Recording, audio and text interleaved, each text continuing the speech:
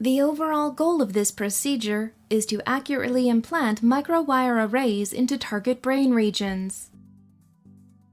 This is accomplished by first precisely measuring and marking coordinates on the skull for a craniotomy. The second step of the procedure is to slowly remove layers from the skull using a dental drill to accurately produce the craniotomy. The third step is to position the microwire array so that it will squarely pass the confines of the skull and be level with the skull. The final step is to slowly lower the array until it reaches its target.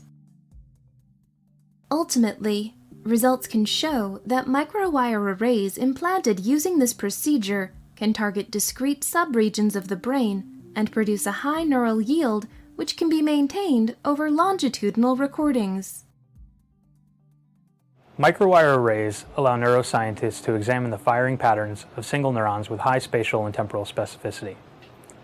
Whether used alone or in combination with other techniques, single-unit recordings from microwire arrays provide insight into the brain's information processing.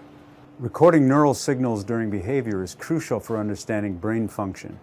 My lab has used single-unit electrophysiology to study normal processes such as somatotopic mapping, motor learning, as well as disease processes such as Parkinson's disease and drug addiction.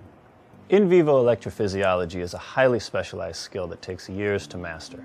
Visual demonstration of this technique reduces the time needed to adequately perform the surgery.